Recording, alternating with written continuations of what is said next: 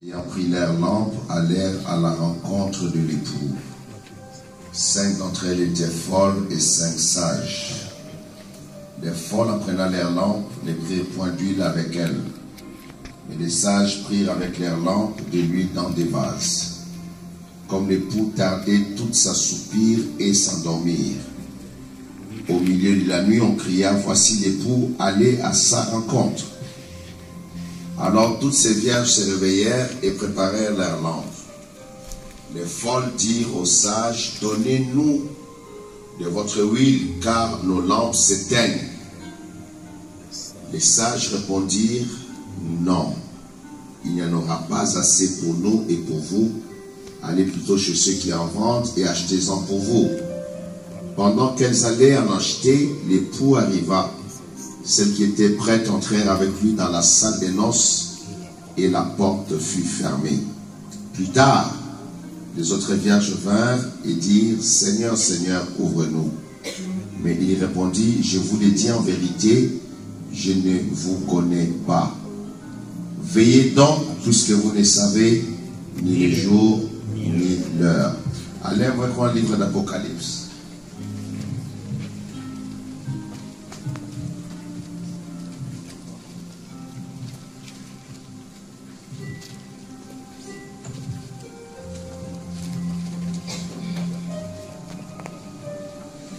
Apocalypse 16, verset 15.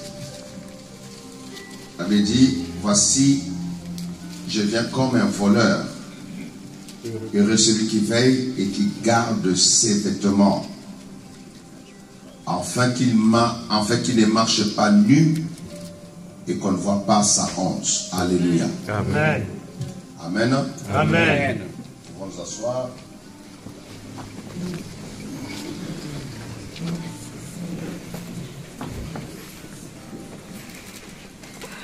Comme vous le savez, avant que je vous quitte pour aller préparer la conférence à Toronto, le Seigneur m'avait visité ici. L'ange de Dieu m'avait parlé pendant mon temps de sommeil. Et il m'avait donné l'instruction en disant, prêche, Jésus revient. Alléluia. Amen. Je vous avais expliqué toutes ces choses dans les détails. Et ce genre de visitations ne sont pas des visitations à négliger parce que c'est un privilège que Dieu nous accorde de connaître les conseils de Dieu. Et de ce que Dieu voit notre humble personne et pour libérer un ange du ciel de son trône pour venir vers un homme de Dieu comme moi pour donner une instruction aussi claire. Et comme je l'ai souvent dit, quand Dieu le fait comme ça, parce que Dieu pense à son peuple, Dieu pense à son église, Amen. Dieu pense à ses enfants Amen. qui doivent hériter le royaume de Dieu. Amen. Et c'est vrai, je reconnais cette grâce qu'il est rare de notre temps qu'un homme de Dieu peut se présenter devant vous en disant que l'ange de Dieu m'a visité, Dieu m'a parlé, il y a Amen. c'est là. Amen. Cela démontre que le regard favorable de Dieu est tourné vers nous. Amen. Amen. Dites un mot amen. Amen. Alors, vous êtes un peuple qui est destiné à hériter le royaume de Dieu. Amen. Je le répéterai tous les jours ici. Sachez que vous êtes différents des autres assemblées qui puissent exister sur la terre. Amen. Parce que Dieu a un regard pour chacun de nous ici. Amen. Et Dieu veut que chacun puisse rentrer dans la gloire de Dieu. Amen. Et cette parabole, elle est très riche, mais je n'ai pas beaucoup de temps, il me reste 35 minutes. Il dit, le royaume des cieux, the kingdom of God, est semblable. Le royaume des cieux sera semblable à 10 vierges qui, ayant pris leurs lampes, allèrent à la rencontre de l'époux. Comme vous le savez aussi, le Seigneur m'avait donné l'instruction de lire le livre de Daniel. Et j'ai fait beaucoup de séminaires, enfin, j'ai fait 6 séminaires à Toronto sur le livre de Daniel, mais je ne suis qu'au chapitre 2. tellement il y a beaucoup de choses, beaucoup de réalités, beaucoup de vérités dans ce livre de Daniel. Alors, je ne suis pas encore arrivé, je ne vais pas anticiper sur les royaumes de Dieu. Parce qu'à la fin de tous les âges, Dieu établira un royaume sur la terre. Le royaume de Dieu qui sera inébranlable. Amen. Qui sera un royaume éternel. Amen.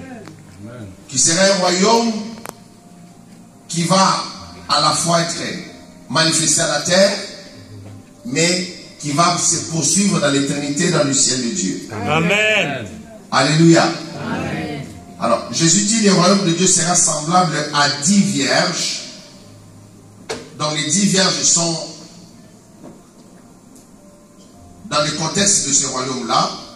Malheureusement dit, qui ayant pris leur lampe allèrent à la rencontre de l'époux. Donc, les 10 vierges qui sont concernées pour le royaume éternel vont à la rencontre de l'époux. Parce que le mariage entre l'époux et les vierges est proche. Vous devez comprendre que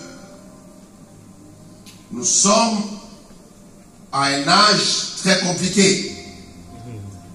Là, nous sommes à l'âge de l'homosexualité. Nous sommes à l'âge des homosexuels. Et vous l'avez vu encore pendant l'ouverture de Jésus olympique ici. C'était horrible.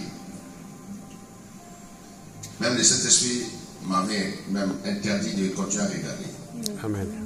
J'essaie de regarder. À un moment donné, j'étais assis au salon, j'ai senti le feu du Saint-Esprit s'allumer. Et me couvrir tous les corps. Surtout quand ce monsieur de Savité là, qui était comme une femme et un homme, quand il commençait à danser. Et puis j'ai compris tout de suite le message du Saint-Esprit. J'ai été à la télévision, je suis sorti, je suis allé dans la chambre. C'est l'âge de l'homosexualité. Suivez-moi s'il vous plaît. Il n'y a rien qui arrête l'âge des homosexuels, sinon les jugements terribles de Dieu. Amen. Amen. Dans toute l'histoire de la Bible, quand il y a eu l'immoralité sexuelle au temps de Noé, et quand il y a eu le temps de Sodome et Gomorrhe avec Lot, la seule chose, ce n'est pas les stratégies des politiciens, ce n'est même pas le monde religieux qui change cette donne-là. Il n'y a que le jugement sévère de Dieu qui vient de manière violente et brutale, boum, arrêter cela. Donnez-moi un bon amen. Amen. À un moment donné, quand le Saint-Esprit m'a fait comprendre cela, je dis, je ne vais même pas prier pour ça. Parce que ce serait un perte de temps. Je préfère prier pour les âmes qui doivent hériter le royaume de Dieu. Amen. Alléluia. Et ça ne sert à rien de combattre cela aussi. Ça ne sert à rien de combattre cela. On va perdre l'énergie inutilement. Yes. Il vaut mieux combattre pour gagner les âmes. Yes. Amen.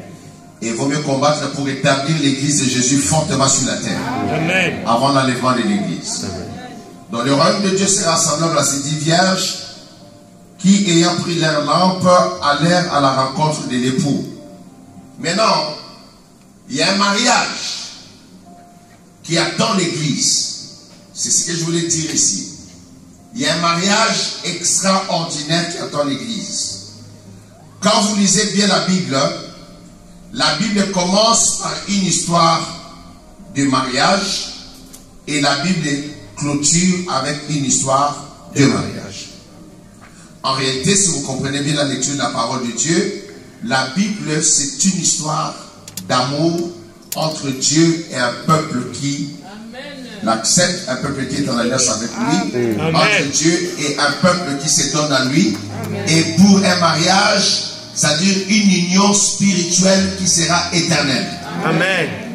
Maintenant, on parle de, parmi les 10 vierges, il y en a 5 qui sont folles et 5 qui sont sages. Alors, le grand problème de l'église, c'est ça. C'est de discerner quelle est ma position à l'église.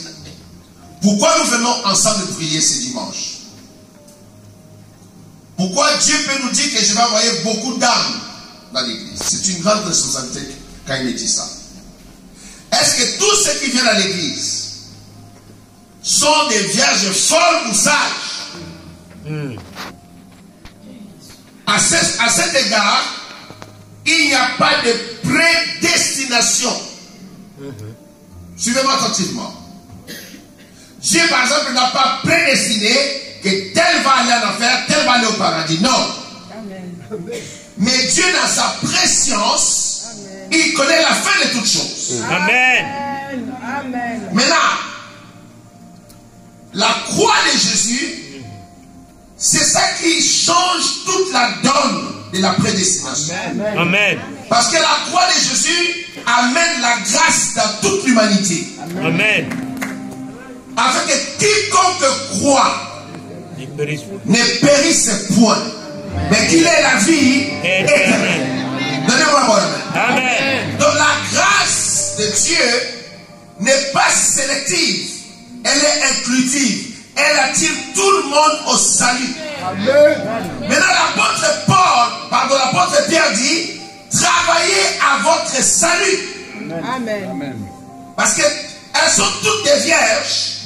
Elles sont toutes proposées à un seul époux qui est le Messie. Mais malheureusement, parmi les 10 vierges, il y en a qui sont folles. Alors, le calcul est simple. Parce que le Messie lui-même dit 5 folles, 5 vierges. Donc c'est 50-50. 50%, 50%. Vous pouvez imaginer, comme on est là, on coupe la salle en deux, on dit 50% vont rentrer, 50% vont rester. La question se pose à ce moment-là, que dois-je faire pour rentrer? Que dois-je faire pour faire partie des 5 vrais sages? Alors, quand j'étais à Maryland, aux États-Unis, le week-end après la conférence, je leur ai parlé d'un sujet que j'avais abordé avec vous ici, que le siècle à venir, qui va être bientôt manifesté, c'est un siècle éternel. Amen. Le siècle présent n'est pas éternel. Parce que le siècle présent va prendre fin. Je suis désolé, les pasteurs, les hommes de Dieu prêchent à gauche, à droite, tous sont des sujets. Mais le cœur de Dieu, en cette heure ici, c'est de préparer l'église à l'enlèvement. Amen. Donnez-moi mon amen. Amen. C'est très très sérieux. Quand je peux me tenir devant vous, je vous dis que non. L'ange de Dieu m'a visité la nuit. Il m'a dit, prêche, Jésus revient. C'est que Dieu tient à cela. Amen.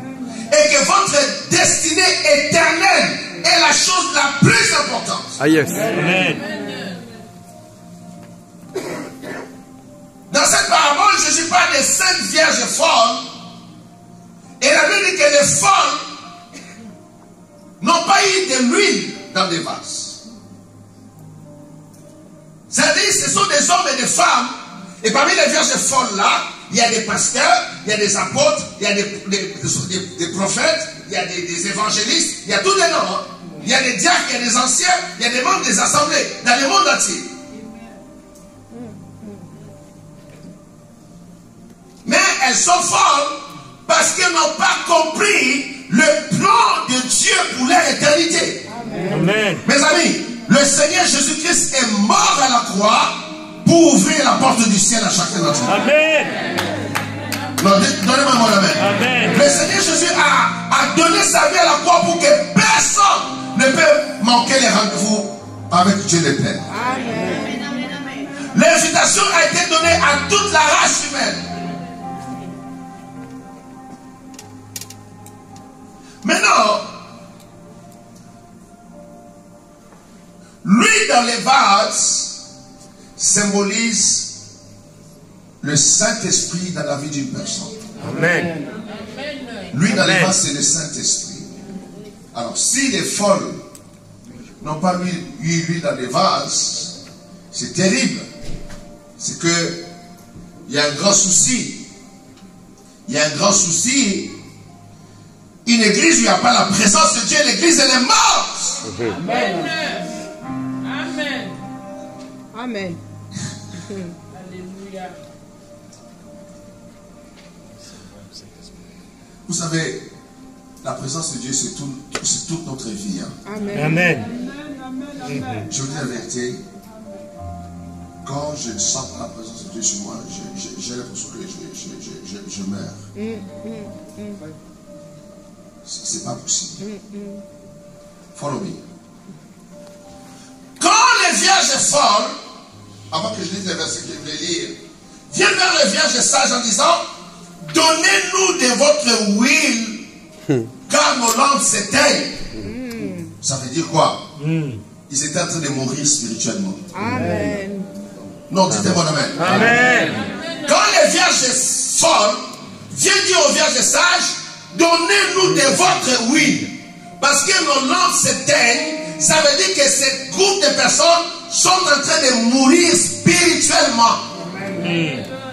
Sont en train de mourir spirituellement. Ils manquent la vie, parce que l'esprit c'est la vie. Amen. Amen. Le Saint-Esprit c'est la vie. Yes. Amen. Et s'il n'y a pas l'Esprit de Dieu dans nos cœurs, dans nos vies, nous mourrons spirituellement. Et ils disent que nos lampes s'éteignent. Amen. C'est la mort spirituelle.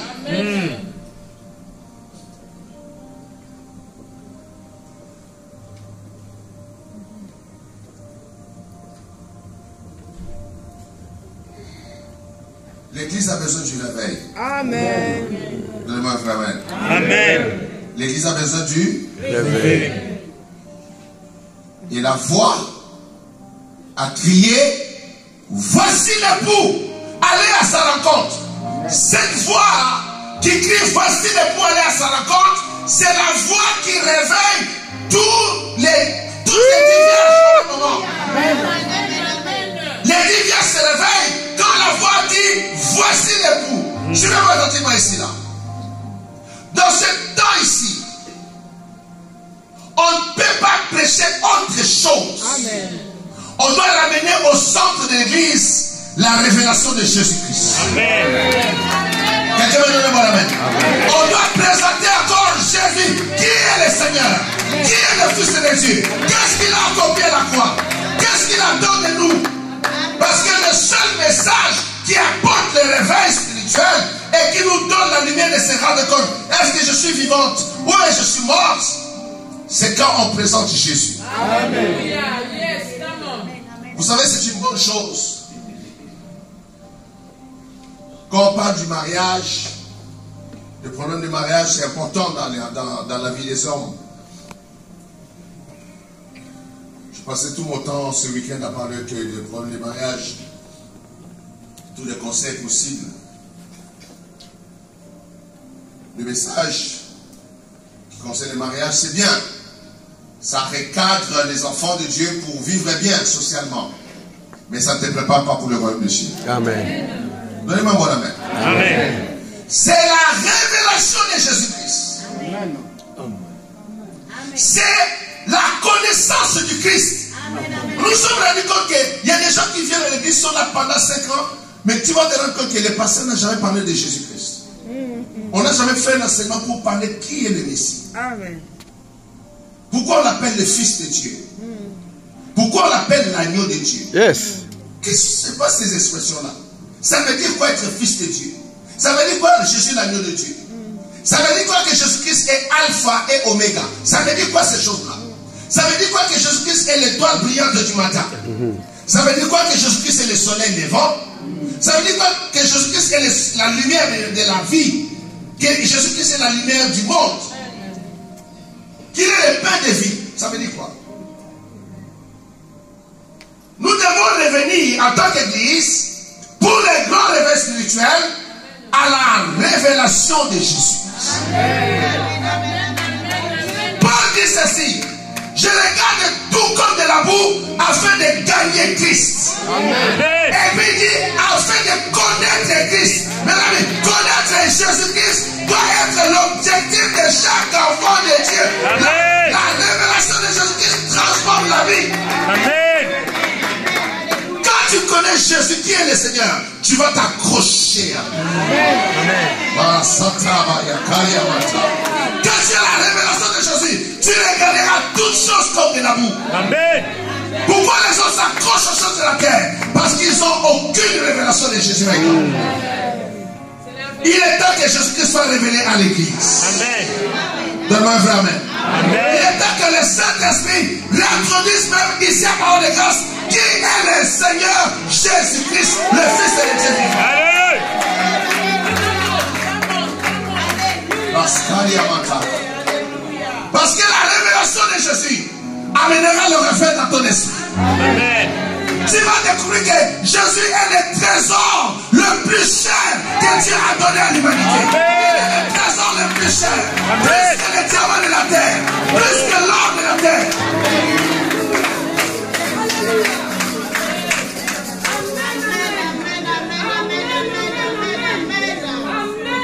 Connaître Jésus. La foi dit voici l'époux. Voici l'époux. Yes. Et quand on dit voici l'époux, même les 10, les 5 vierges sages qui étaient endormies se sont réveillées. Amen. On a besoin de se réveiller ici. Amen. Amen.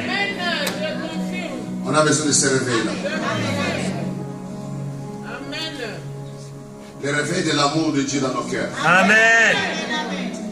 Non, je dis bien, le réveil de l'amour de Dieu. Amen.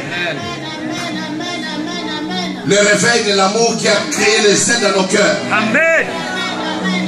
Le réveil de l'amour qui te faisait réveiller à 2h du matin, 3h du matin, pour l'adorer, pour rester à genoux avec lui. Le réveil de l'amour de Dieu qui t'empêchait d'aller à des endroits. Tu as renoncé au bar, tu as renoncé au club, tu as renoncé au péché sexuel, tu as renoncé à la modernité à cause de l'amour de Dieu. Amen. Le réveil de l'amour de Dieu dans nos cœurs pour que nous puissions nous détacher du monde et nous attacher à Jésus-Christ de Nazareth.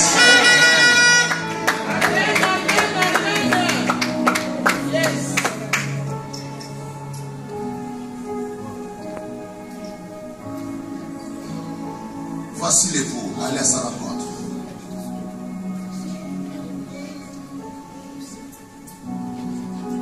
La Bible dit qu'au commencement était la parole. La parole était avec Dieu.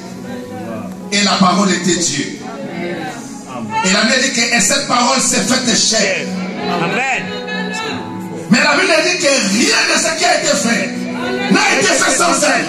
Car elle était la vie. Et la vie était la lumière des hommes. Elle habitait parmi nous, plein de grâce et de vérité. Et nous avons contemplé sa gloire maintenant. L'Église va revenir à contempler la gloire du Christ. Parce qu'il dit, et nous avons contemplé sa gloire comme la gloire du Fils unique venu du Père. L'Église a besoin de contempler la beauté du Christ, la majesté du Christ. Il est le roi des rois. Il est le Seigneur des seigneurs. Vous savez, mes amis, quand Jésus-Christ n'est pas révélé en toi, tu resteras dans le monde. Tu seras une vierge folle. Tu vas t'embrouiller dans les choses de cette vie. Tu vas croire que vivre dans le péché, c'est une bonne chose. Jésus.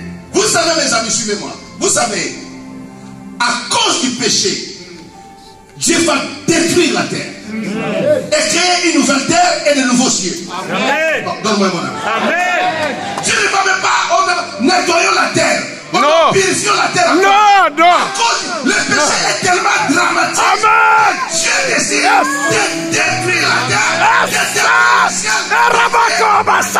Amen. une nouvelle terre et de nouveaux cieux. Amen.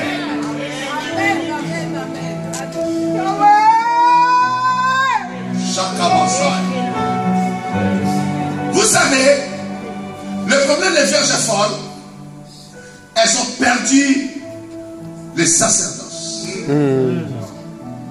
Les vierges folles ont perdu les sacerdoces. Elles ont perdu la prêtrise. Parce qu'elles n'ont pas su qu'elles étaient des sacrificateurs. Beaucoup d'enfants de Dieu dans l'église, leur comportement est compliqué, mitigé, mélangé avec beaucoup de choses, parce qu'ils n'ont aucune révélation de qui, quelle est ton identité spirituelle. Amen. La Bible dit dans le livre d'Apocalypse chapitre 1, à celui qui nous aime, Amen. et qui nous a délivrés du péché par son sang, Amen. et qui a fait de nous un royaume et des sacrificateurs pour notre Dieu. Il a fait de nous un royaume, lui qui nous aime et qui nous a délivrés du péché. Amen. après la délivrance du péché, il fait de nous un royaume et des sacrificateurs. Si tu n'es pas conscient que tu es sacrificateur, c'est dangereux. Quand nous sommes là, maman j'allais t'habiller en jaune noir, papa en blanc. Comment c'est beau, my God. Ma fille ici là, my God, quelle belle couleur. Moi je suis en bleu. Bleu vert si vous voulez. Déborah en bleu blanc. Ça c'est ma fille. Suivez mes amis. Mais spirituellement, nous sommes tous habillés en robe blanche. Amen. Amen.